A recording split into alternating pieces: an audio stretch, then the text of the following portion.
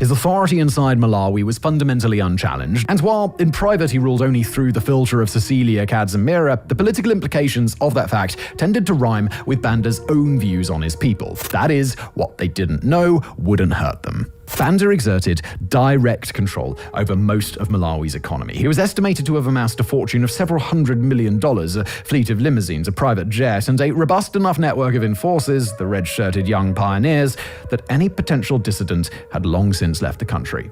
But there was just one problem. Banda didn't have a successor, and while he did use his political influence to nudge Malawi in internal affairs one way or another, he seemed to take very little interest in what would happen after he was no longer Malawi's sole leading voice. Of course, that issue probably didn't matter much to the old man. After all, he was president for life, and whatever happened after he was gone was going to be everybody else's problem except his. But Banda had made one critical miscalculation. Specifically, he'd failed to account for the fact that he might live long enough to see the end of the Cold War.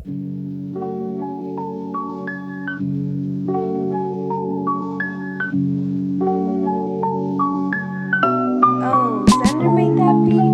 Where's the one corruption? Now the kids are on the move. And no receipts with black markets. Homie cashews was just another nigga. Now I'm a nigga with an attitude. Sent you a middle finger, fuck you, that's from me to you. Straight from the mud, this is underground music, boo. So wonder bad bougie shit, but I'm a humble dude. In the trenches, it started off in them ghetto hoods. Can tell you it never had a real nigga, boo. So let me tell you about me and my ace. We've been riding since back in the days. We just want the money and to change their game. Two queens for a pair of kings, me and my ace. Humble bug, we've got expensive taste. School of hard knocks, we're graduates, babe. In the underworld, I'm still in the same place. Started from the bottom, just me and my ace.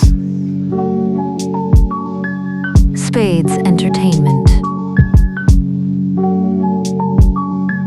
I'm extremely disappointed, and I'ma let you know why.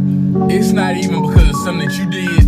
I'm disappointed in myself because I thought that you was capable of doing something that I know damn well. Sunnyside Park, the whole clique locked in. Baby, this money didn't come from music. Everyone's a plug these days. Fake kingpins, huh? You did what, when, where, nigga, which streets? Made a first million back in L.A.W.K.I shit with no advertising, no promoting. Homies big gun investing, just branding. In different cities we expanding. We help out our friends and family. We bought clothes and lots of jewelry. We got chains, got wings. We took some trips. Yo, where we've been, you've got to see. As kids, we never imagined or wished for this. I know I need deep 10 toes in these streets, but that's life. Shit happens. Move on with it. But just trying to make your way through all this shit. Look, let me tell you about me and my ace. Poverty and crime made businessmen. From the street life, how we got here in the first place. From the set to the studio, heading for corporate. We're back on our bullshit, nobody's safe. He's like Cain on the undertake.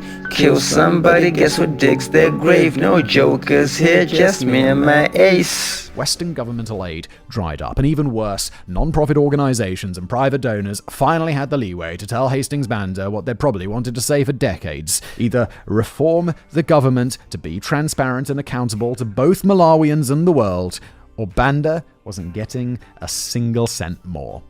With the writing on the wall that the old man's total control had been disrupted, Malawian and international groups descended on the dictator. Malawi's Catholic bishops released a letter that condemned the Banda government, while students across the country marched in protest of the dictator, and a labor unionist named Chakufwa Chikana, later called the father of Malawian democracy, held a rally at the capital city's international airport to call outright for a referendum on Malawi's future.